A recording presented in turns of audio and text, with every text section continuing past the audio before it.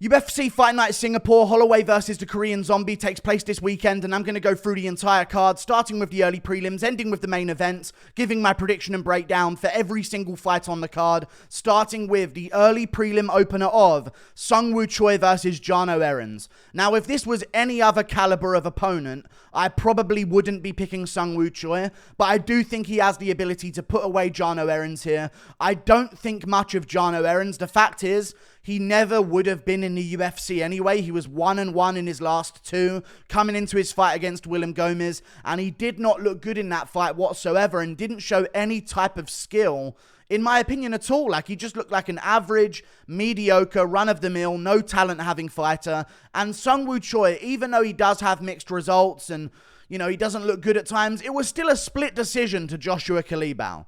You know what I'm saying? It was still a split decision to Joshua Kalibau.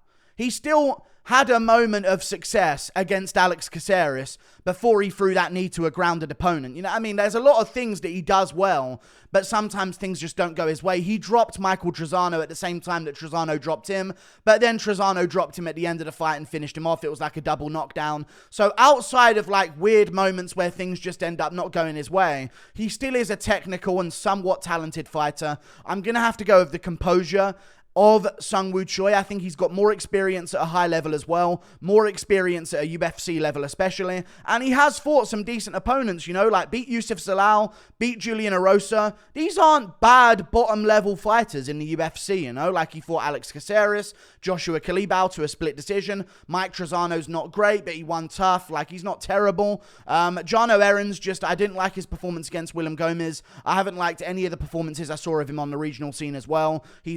I really think he's lacked impressiveness for his entire career, and the last finish that he had was against a 23-7 opponent, but then before that, an 0-0 guy in 2021 that he fought, where he got a first-round finish. I just don't see impressiveness from this guy's career. I'm going to have to go with the composure and the striking skill of Seung Choi, and one thing that's underrated about him is his takedown defense. Very strong in the clinch, very strong in the grappling situations. I'm going to go with him beating Jarno Errens, and I'm going to say that he gets this one done by TKO. We move on. Up the card, Liang versus JJ Aldrich. I'm going to go with JJ Aldrich over Liang. JJ Aldrich, again, very hit and miss. She stuffs and works out of all of the takedowns from Erin Blanchfield, even though Jessica Andrade can't. But then Ariane Lipski beats her by unanimous decision whilst out-grappling her. Women's MMA doesn't make sense, but I'm going to have to trust JJ Aldrich over Liang. Liang just simply isn't good. Lost to Silvana Gomez-Juarez, lost to Ariane Carnelossi. Not terrible fighters in their own right, but not top-level fighters or not talented fighters whatsoever. And she didn't really have any good wins before that coming into the UFC. So I'm going to have to go with JJ Aldrich. More high-level experience. She's been in the UFC, get this is a crazy stat, since 2016. She's been in the UFC and she's had 1, 2, 3, 4, 5, 6, 7, 8, 9, 10... 11, 12 wins in the UFC. She beat Gillian Robertson, beat Courtney Casey, beat Vanessa Demopoulos. These are names that we know of. She beat Polyana Viana. I'm going to have to go with JJ Aldrich here over Liang. I think this is a no-brainer. I shouldn't even have to explain it any more than that. I think she's just a different level of women's fighter than Liang is. We move on. Up the card. Yusaku Kinoshita versus Billy Goff. This is an interesting one, but I'm going to have to go with Billy Goff. I don't really like the style of Yusaku Kinoshita. I think he's very open in certain moments on the feet. Billy Goff isn't all that impressive either, to be honest with you guys. Like, you know, he has got some momentum. He's coming off a win on the Contender Series. He looked good there. I'm not sure if he's ever going to be this guy that goes on to be a dominant force, but I think you have to consider him the favorite here. You know what I'm saying? I'm not saying he's ever going to be a top 15 opponent. I'm not saying he's ever going to be a world champion or anything like that. He is young, 25 years of age, got momentum, was supposed to have a fight against Themba Gorimbo in February, but that got cancelled because he got injured, so he had to push this fight back, and now he's fighting in August. So he hasn't fought in a year, which is a long time to be out, but for a 25-year-old who was injured, I like that he took time to recover, get back in there. I know that Yusaku Kinoshita's 23, but the experience here is a bit risky. Even though Billy Goff doesn't have much experience, he's still been through the Contender Series, whereas this guy, he wins on the Contender Series in a good performance-ish, you know what I'm saying? Not as good as Billy Goff's performance, but a decent performance nonetheless. but then loses to Adam Fujit, kind of gets exposed in the grappling. I just trust, is it weird that I just trust the American fighter to be a little bit more well-rounded, especially when it comes to like the wrestling part of the game, if he does need to go to it, over some of these Eastern guys where we don't know about their gyms. You know what I'm saying? We really don't know about their gyms. And we hear about these guys, they train over here at Killcliff for a bit. They train over here at another gym. I just trust a bit more of the US infrastructure for MMA when it comes to some of the well-roundedness. So whenever there's a bit of confusion over who you really want to pick in these matchups, I think I'm going to have to go with Billy Goff. I just trust it'll be a little bit more well-rounded because of the infrastructure and the training in the US. So I'm going to go with Billy Goff over Yusaku Kinoshita. I think he's going to win. I don't know about Peas Lab Osaka x Pancras in Kaguyumi. You know what I'm saying? I'm going to go Billy Goff getting this one done. I reckon he'll get it done by unanimous decision, 29-28, mixing in the wrestling when he needs to, and doing good on the feet as well. I think he's also a bit of a faster starter, so if there is going to be a first-round finish, I think it's more likely to be by Billy Goff than it is from Yusaku Kinoshita. We move on up the card to another fight, which is Rolando Bedoya versus Kenan Seung. Another no-brainer in my opinion. I really liked Rolando Bedoya's debut. For a young guy in his career, first of all, his age was wrong when I was first picking him to fight against, when he first fought Chaos Williams, and I picked Chaos Williams to win, Tapology legit said he was 36 years of age. He's 26 years of age. They've corrected it. I'm not even joking, it genuinely did. I was like, this guy's 36. What are they doing? They're just giving Chaos Williams a layup here. But he's 26 years of age, very young dude, was 14-1 before fighting Chaos Williams, lost by split decision, very, very close fight with Chaos Williams where you could argue, if you want to go through that fight with a fine comb and really see what really landed from Chaos Williams and what really landed from Rolando Bedoya, you could argue that Rolando Bedoya was landing the cleaner shots in that fight. But of course, Chaos Williams is swinging like a maniac. He's landing on the shoulder. He's landing on the neck, on the chest of Rolando Bedoya, and Bedoya's going into the cage. So I guess that's what they're seeing visibly there, the judges. But he was landing the cleaner shots. He was rolling well out the way of certain shots, showed good head movement. And for your debut, to take a fight on short notice against Chaos Williams, big respect. You know, I mean, he did have a fight coming up anyway against Mateus Juarez on a regional show. But to go into the UFC on less than ideal circumstances, you're getting Chaos Williams in your debut. Are you kidding me?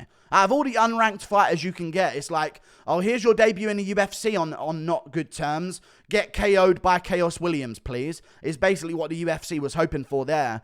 And he shows incredible composure. He's smiling the whole time. I like his attitude. I like his composure. I like his technique. I like his boxing. And I think he's going to be able to beat Seung Kenan. Because Seung Kenan, although he did drop Ian Gary, what did he do outside of dropping Ian Gary once with that one punch?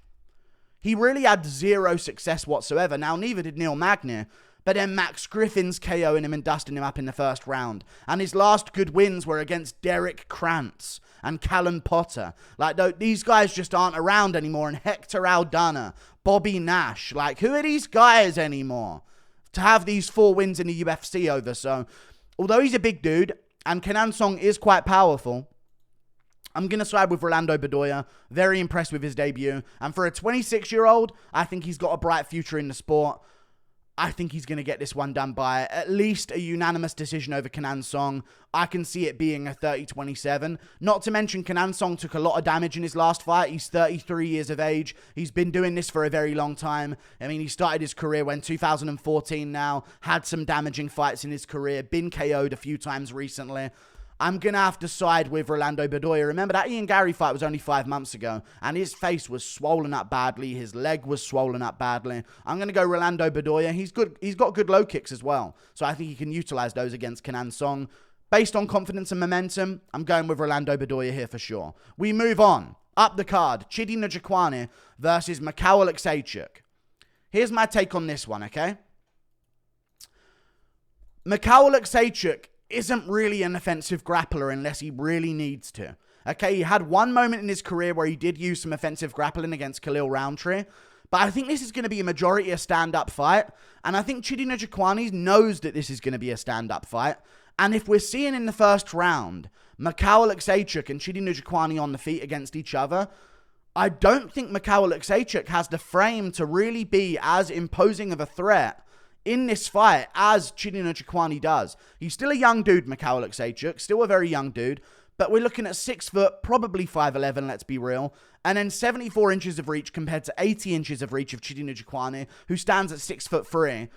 He's a big dude, and to have a trade in the pocket here between these two strikers that are going to probably go at it and try and land shots on each other. I know Michal Oleksiejczuk looked good against Shamil Gamzatov, but there's other fights in his career where I'm like, really, dude, a split decision to Modestas Bukauskas that he arguably won against you? You know what I mean? There's certain fights that I've been looking for back at in his career where I'm like, okay, you beat Jan Vellante. Okay, you beat Gadzi Hermadantinkilov. These are old fighters. The Shamil Gamzatov win is unbelievable from him. Absolutely amazing. But then it's like, okay, Sam Alvey.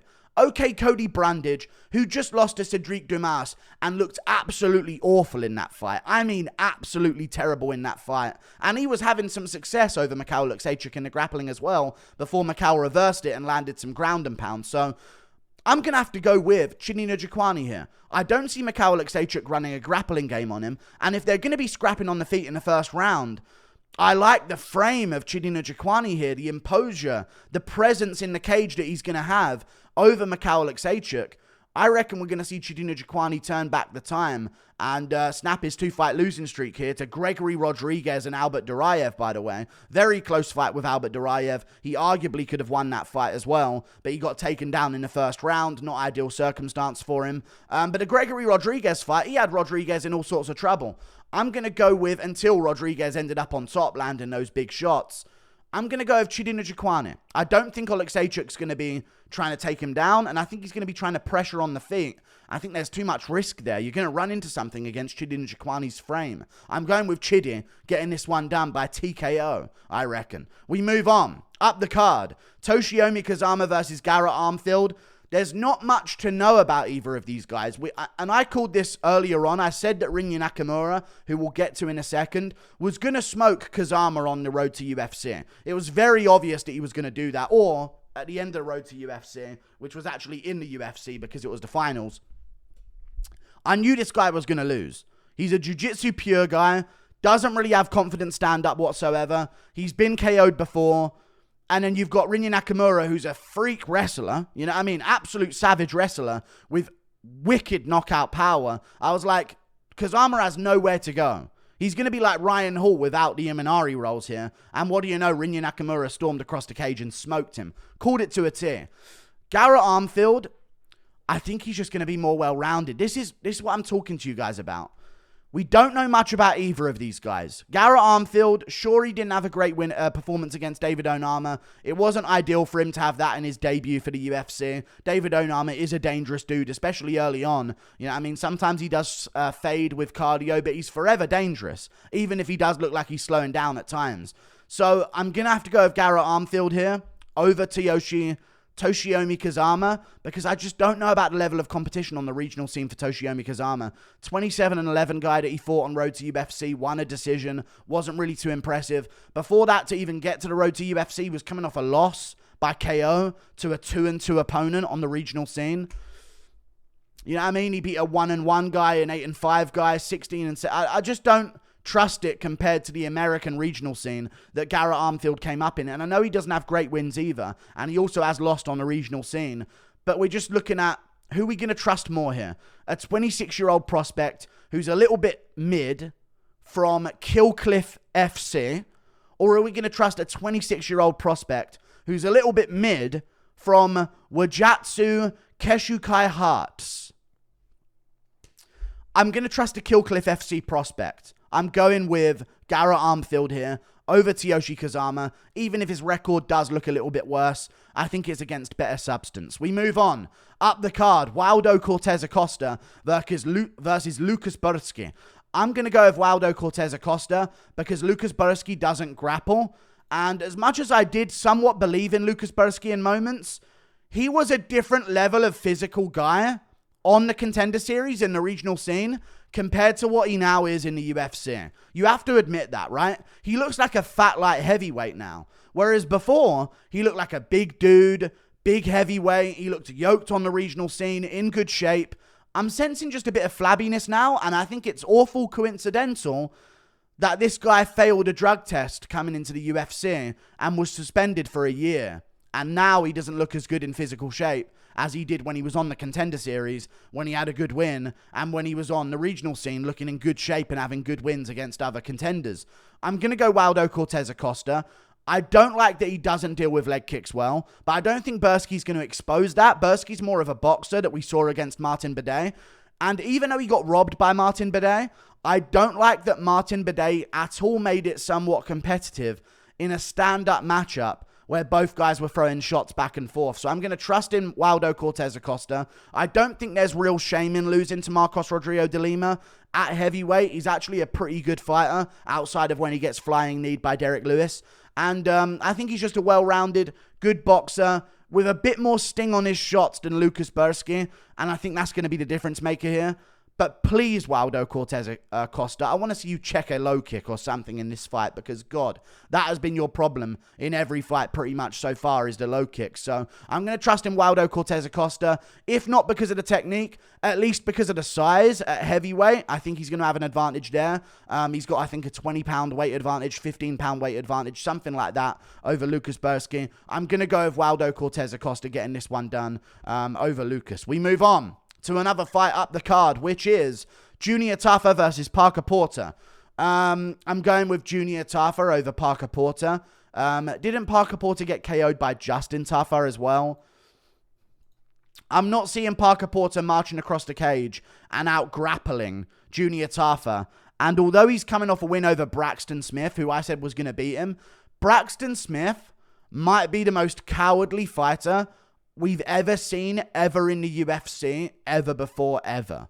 Okay? He came into the UFC, threw a couple of punches against Parker Porter, and then literally quit on the ground. Just flat out quit. Like an absolute coward. And I don't care what anyone says about that. That was straight cowardice from him. The second he met resistance, he absolutely folded. And with his streak of KOs that he was on in the first round before that, who knew what would happen when he met resistance? Now we know. You know what I mean? So I don't really rate that win for Parker Porter. I know I'm going to be mocked for going against the GOAT himself at heavyweight, Parker Porter. But I think Junior Tafa, a lot more potential. Outside of being laid on by Mohammed Usman, I think he arguably should have won that based on damage. He had Mo Usman hurt and rocked in moments on the feet in those rounds. And I think that should have been scored heavier than Mo Usman laying on him and heavily breathing. He did nothing to Junior Tafa. And I don't see Parker Porter out grappling Junior Tafa. I do see Parker Porter getting chinned by Junior Tafa. I'm going to go Junior Tafa by KO in the first round in brutal fashion. We move on. Up the card. Errens Blanchfield versus Taila Santos. I'm going Errens Blanchfield. I'm going with Errens Blanchfield. And it's not just because she out-grappled Jessica Andrade and finished her easily in the first round, or in the second round, not nearly straight away in it, which I don't think Taila Santos would be able to do. Because remember, Taila Santos is taking Roxanne Modafferi to a decision. You know, she's taken Gillian Robertson to a decision. I don't think she'd be beating and finishing Andrade with ease. She did nearly beat Valentina Shevchenko, though, which is how women's MMA just doesn't make much sense at times. But I think Errens Blanchfield is a lot more of a trustworthy pick. She's a lot younger than Taila Santos. There's a 6-year age difference. So if you're wondering who's going to make more improvements between their fights, I think it's going to be Errens Blanchfield here.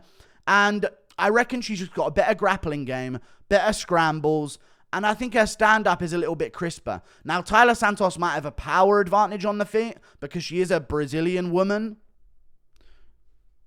You know what I'm saying? But Errens Blanchfield is just, I think, a little bit better in the grappling and a little bit better when it comes to finishing potential, especially in grappling exchanges compared to Taila Santos. Now, of course, Taila Santos did choke out Joanne Calderwood, but it was after she dropped her. I don't see her dropping Errens Blanchfield, and I think if it's just both of them going at it, which I think, by the way, this should be the co-main event. I don't know why they put it so low down the card. It's so weird that they do that, right? This is actually a deserving high spotlight level women's MMA fight, and they put it way down on the card, whereas they put like Holly Holm, Mayra Bueno Silva in the main event. Like, I'd rather this be a co-main, or this would be a better main event. This is actually a legit fight between two good contenders, and the winner of it is likely going to beat a Shevchenko if she can get past Grasso. I don't know if she will, though, in the rematch. I'm going to go Erin Blanchfield. I think her grappling game's a bit better. I think her striking's a bit more active. She's a bit busier. Her conditioning is a bit better. Even though Taila Santos does have a bit of a power advantage, I'm not going to go on power in the punches in a women's MMA fight to dictate who I think is going to win. So I'm going to go Erin Blanchfield gets this one done by competitive 29-28 decision. We move on up the card. Rinya Nakamura versus Fernie Garcia. No brainer. No brainer. Rinya Nakamura is going to smoke Fernie Garcia, I think, in round one. I truly believe in round one. He marches across the cage and absolutely smokes him. I actually think Rinya Nakamura is one of the best prospects in the sport. Great wrestling background. He was related, I think he's a nephew or something, or a cousin to Keita Nakamura, who used to be in the UFC. But he just seems like he's a better version, you know what I mean? Like he's the better Nakamura here. Really, really good wrestling. Amazing wrestling.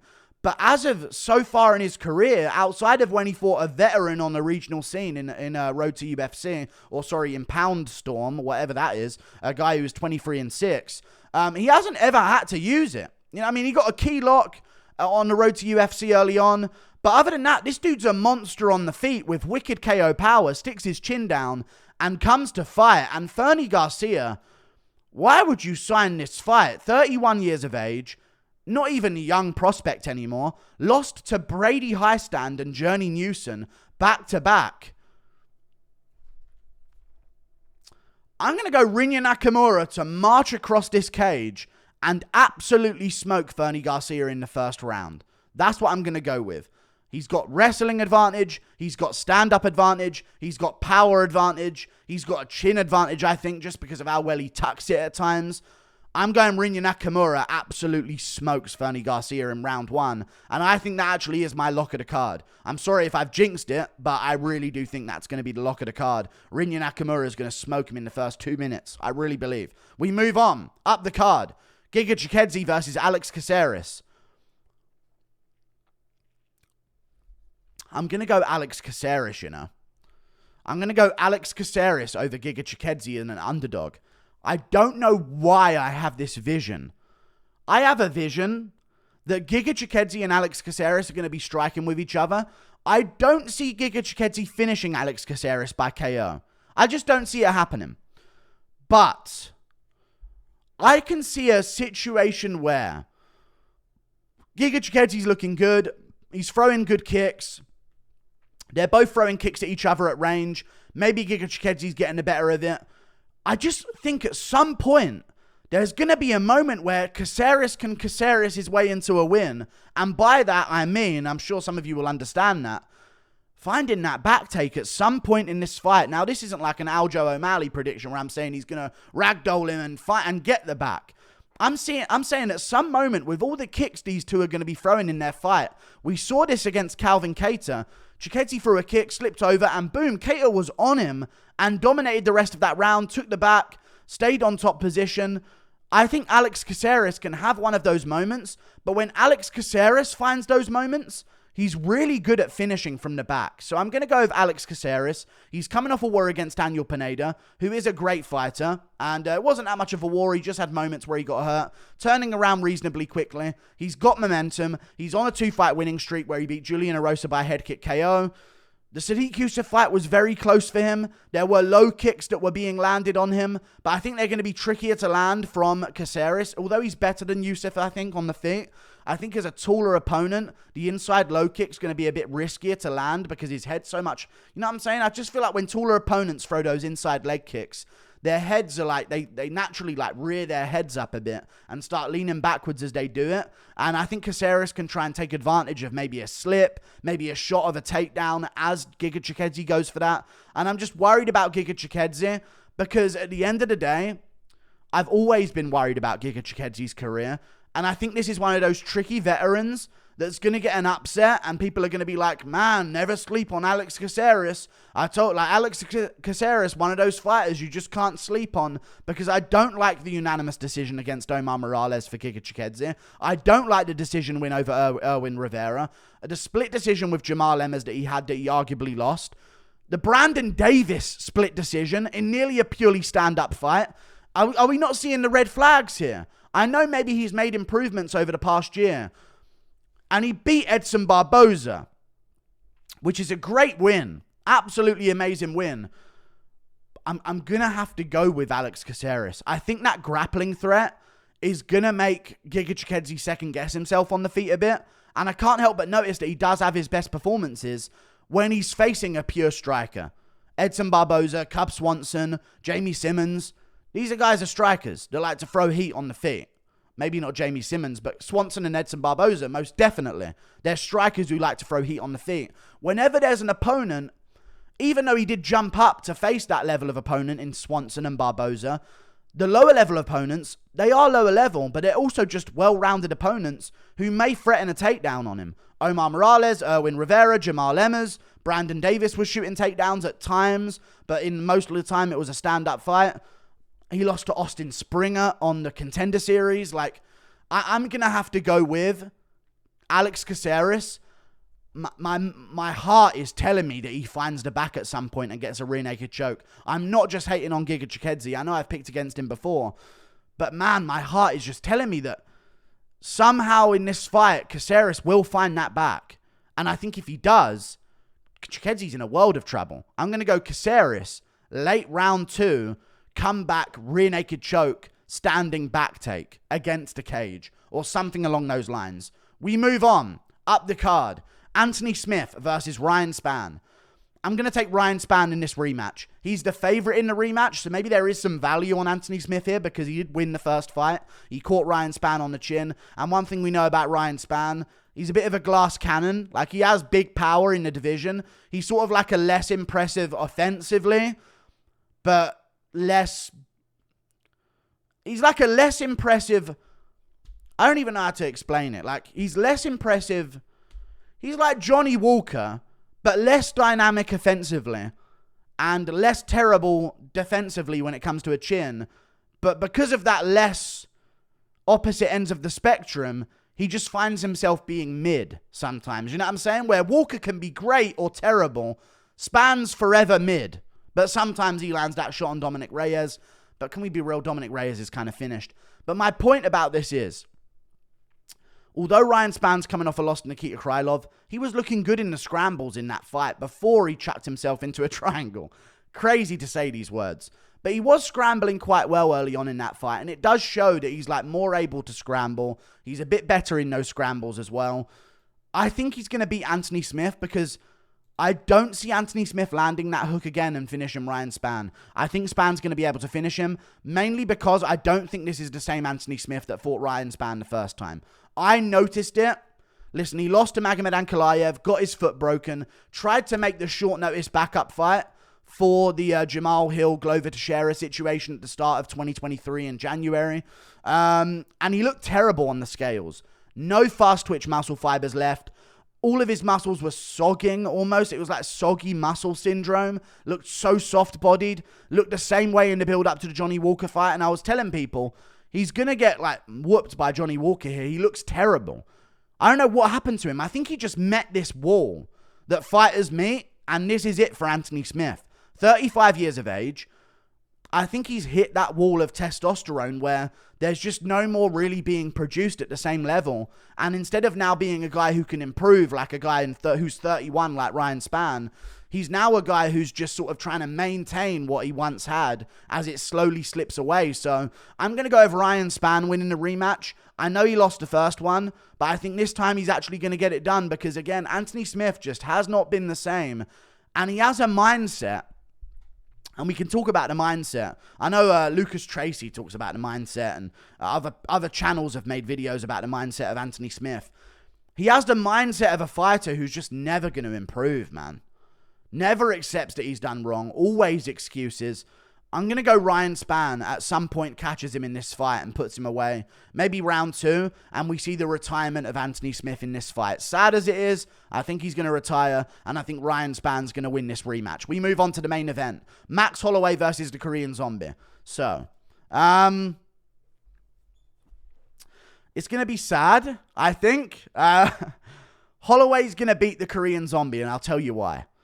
The only way fighters put up a fight against Max Holloway, and it has been this way forever, is if they are shorter than him by far, number one, they give him problems. Edgar did. Volk has always given him problems because of it. He doesn't like shorter opponents, and Volk has a longer reach than him as well as a shorter opponent as well. So, you know, there's problems that Holloway has with shorter opponents. I can just do a checklist of when Holloway's going to have problems. You got to be a lightweight. You got to hit really hard as a lightweight as well as he's coming up. That's the Poirier fight. Scrap the Poirier fight, yeah? The recent problems Holloway has had. Shorter opponents, guys who can wrestle offensively whilst being shorter, and people that move side to side all over the place. Those and people who are a bit erratic in their movement, let's just say. Yair Rodriguez, Arnold Allen. Move side to side, a bit erratic with their movement, throw a lot of kicks. Allen was throwing a lot of head kicks in that fight against Max Holloway. Let's just say it how it is. The Korean Zombie is a flat-footed, linear fighting boxer. And he's great. And he's got a solid chin. And he's got good power. I'm not going to trust power to beat Holloway. Maybe it does. Maybe we see an upset and we see a great moment for TK's. I just don't see this one going his way, and it's as simple as that, man. These guys who are flat-footed linear boxers, remind you of anyone? Linear boxing style, flat-footed, forward and backwards, boxing heavy. Calvin Kattar. You know what I'm saying? They don't do well against Max Holloway. They really don't do well against Max Holloway. Arnold Allen moves around like a madman on the side.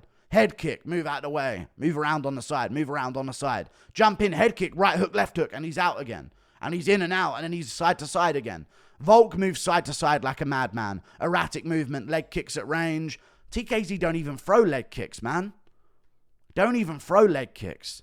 And after that Volkanovski fight, am I right in saying that if you were an MMA fighter and you were a UFC fighter and you had that performance against Alexander Volkanovski, would that not demoralize you to not really want to train as hard anymore?